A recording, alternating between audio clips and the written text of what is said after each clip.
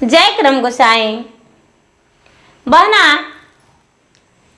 मैं आज कर्मा व्रत के कथा सुनाने जा रही हूँ।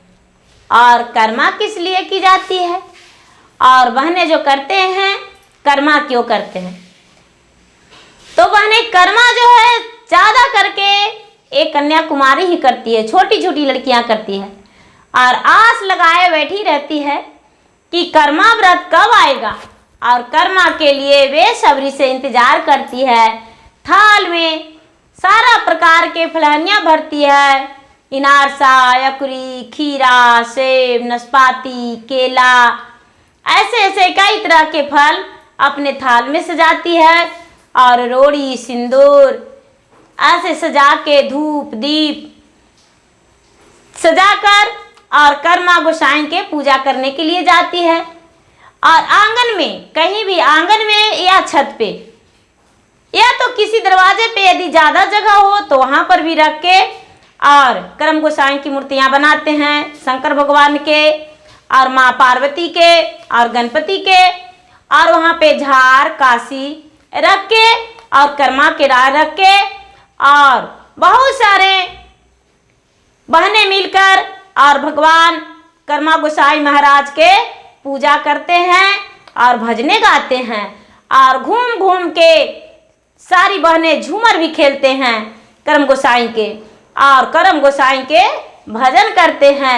और अपने भाई के लिए अंजलि में जल पुष्प अक्षत लेकर और भगवान से प्रार्थना करती है कि हे भगवान, मैं आपसे कामना करती हूँ कि मेरे भाई का आप रक्षा करें और मेरे भाई का कभी कोई प्रकार का दुख नहीं हो। सभी बहनें अपने अपने हाथ में अंजलि में जल लेकर और फूल अक्षत लेकर भगवान से प्रार्थना करती है। तो चलिए गुरु बहन, मैं कथा की ओर चलते हैं। गुरु बहना, कर्मा और धर्मा दो भाई थे। कर्मा और धर्मा दो भाई थे। तो कर्मा और धर्मा दोनों आपस में बहुत प्रेम से रहते थे। तो कर्मा बड़ा थे और धर्मा छोटा थे। धर्मा छोटा थे, कर्मा बड़ा थे। तो कर्मा का विवाह हो गया। कर्मा का विवाह हो गया और वो जो कर्मा की पत्नी आई वो बड़े अधर्मी आई। उसे किसी पूजा पाठ कोई ऐसा अच्छा कार्य से अच्छा नहीं लगता। कहीं भी गर्म पानी फेंक देती, कहीं भी माल पसाकर फेंक देती। तो गुरु भाई बहना, कर्मा व्रत का दिन आया और कर्मा गोसाई उसके खिड़की से झाँक कर देख रहे थे कि कर्मा के पत्नी ने क्या किया कि माल पसा के और फेंक दी। कर्मा गोसाई का शरीर जो है वो जल गया और कर्मा गोसाई नाराज हो गए और वहां से चल दिए। गुरु भाई बहना, उनके घर में खाने और पीने का भी तरस होने लगा। उनके घर में अनेक प्रकार का दुख आने लगा। तो जो कर्मा थे, कर्मा नाराज होकर घर से निकल गए। जब घर से निकल गए कर्मा, तो चलते चलते चलते चलते बहुत दूर चले गए।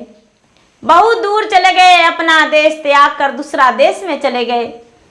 अब कर्मा के घर में हर प्रकार की मुश्किलें आने लगा। वहाँ के फसलें उस नगर में नहीं उगने लगे। नदियाँ की पानी सूख चुकी थी। जो भी हरा भरा पेड़ पौधे था वो भी मुरझा गए थे। सारा लोग दुखी रहने लगे। ये सब हाल धर्मा को देखकर रहा नहीं जा रहा था और धर्मा ने व्याकुल होकर एक दिन क्या किए कि घर से अपने कर्मा भाई को खोज करने को लिए निकल गए। घर से खोज करने को निकल गए तो चलते चलते चलते चलते बहुत दूर चले गए। बहुत दूर चले गए तो देखते हैं कि एक बहुत बड़ा आम का वृक्ष है। उसमें फल तो बहुत लगा है, लेकिन सारा फल गंदा था। उसका पत्ते और डाल से कोई प्रकार का हवा नहीं आ रहा था। और धर्मा ने उस वृक्ष के नीचे बैठा तो वृक्ष से पूछा कि भाई, इतना बड़ा विषैला वृक्ष हो, लेकिन तुम्हारा सारा फल तो गंदा है। ओ वृक्ष बोला, भाई मैं क्या बताऊं, जब से कर्मा घर से निकला है, राज छोड़ा है, तब से मेरा फल का इस प्रकार गंदा हो रहा है। जल्दी से मेरा कर्मा भाई का खोज कर ला दो। वहां से आगे चला। जब धर्मा आगे चला तो आगे देखता है कि एक बहुत बड़ा नदी है। नदी का पानी बिल्कुल गंदा है। नदी का पानी बिल्कुल गंदा है। नदी से जाकर पूछा, प्यास लगा तो सोचा कि मैं पानी पी लूं, लेकिन पानी बिल्कुल गंदा था। धर्मा ने पूछा, भाई तुम्हारे नदी का पानी क्यों गंदा है? नदी बोला, कर्मा के जाने से मेरा नदी का पानी गंदा हो गया है। यदि धर्मा आ जाएगा तो मेरा नदी का पानी शुद्ध हो जाएगा। ऐसा बात सुनकर धर्मा ने आगे बढ़ गया कर्मा की खोजने के लिए। चलते चलते चलते एक व्यक्ति मिले। उनका सर पे बहुत बड़ा बोझ पड़ा था। वो पूछे कि भाई इतना बड़ा बोझ लेकर और तुम क्यों खड़े हो? बोले, क्या कहूं भाई, जब से मेरा कर्मा भाई गया है तब से मेरा सर का बोझ हटने का नाम ही नहीं लेता। कई व्यक्ति मिलते हैं तो मेरा सर का बोझ उतरता है सर से, और ना ही तो मेरा सर का बोझ सर पे ही रहता है। भाई मेरा कर्मा भाई का खोज कर ला दो। जब आगे बढ़ा तो आगे एक बहनें मिली। तो कहती है कि उनका जो हाथ का बर्तन था, बर्तन धोते धोते हाथ में चिपक गया था। बोले कि बहना ये क्या हाल है, तुम्हारा तो हाथ का बर्तन हाथ में सटा हुआ। क्या कहूं भैया, जब से मेरा कर्मा भाई इस रात से गए हैं तब से बर्तन धोते हैं तो मेरा बर्तन हाथ में चिपका रह जाता है। क्या करूं, समझ में नहीं आता। आखिर मैं क्या करें? मेरा कर्मा भाई का जल्दी से खोज ढूंढ कर ला दीजिए। आगे बढ़ने लगे। जब आगे बढ़ने लगे तो खोजते खोजते खोजते खोजते अपना देश से दूसरा देश में धर्मा चले गए। जब अपना देश से दूसरा देश में चले गए धर्मा, तो देखते हैं कि नदी के आरार पे धर्मा मन मारे सर झुकाए बैठे हैं और धर्मा खोजने के लिए वहां गए और कर्मा वहां बैठल थे। धर्मा खोजने के लिए गए और कर्मा बैठे थे। धर्मा ने हाथ पकड़े और बोले, भाई तुम यहां पर क्यों बैठे हो? बोले, क्या कहूं, मैं तो अपने पत्नी से दुखी होकर अपना घर त्याग दिया हूं। बोले, भैया घर चलो। बोले, नहीं हम घर नहीं जाएंगे। धर्मा बोला, भैया क्यों? कर्मा बोला, मेरा पत्नी ने मेरा अपमान किया है और गरम माल पसाकर कर्मदेव पर फेंक दिया, इसलिए मैं घर नहीं जा सकता। हाथ जोड़कर धर्मा ने विनती किया और बोला कि आज से ऐसा कोई प्राणी भी नहीं करेंगे और सब सुबह सुबह भोजन बनाकर और ठंडाई के लिए छोड़ देंगे भोजन को, लेकिन कोई किसी पे नहीं फेंकेंगे। चलिए, और हल्दी और चंदन का उनका तन पे लेप लगाए और उसे वापस लौटाने लगे। वापस लौटने लगे तो वापस लौटते लौटते वही स्त्री मिली जिनका हाथ में बर्तन सटा हुआ था। बोले, भैया कर्मा भैया, जब से गए हैं ये हाल हो रहा है मेरा। बोले, बहन जब तक हम थे तब तक अपने कर्म को बनाकर रखें, और तेरा जो कर्म है वो अच्छा नहीं। तूने कोई पूजा पाठ नहीं करती हो, कोई अच्छा कर्म नहीं करती हो, इसी कारण ऐसा होता है। बहन तू पूजा पाठ करना, अपने सास ससुर को सेवा करना और छोटे छोटे बच्चों से प्यार करके बोलना, तेरा कोई दुख नहीं होगा और ये बर्तन छूट जाएगा। इतना जब बोले तो उस स्त्री का हाथ से बर्तन छूट गया और कर्मा और धर्मा वहां से आगे बढ़ गए। जब आगे बढ़े तो देखते हैं कि वो नदी मिला।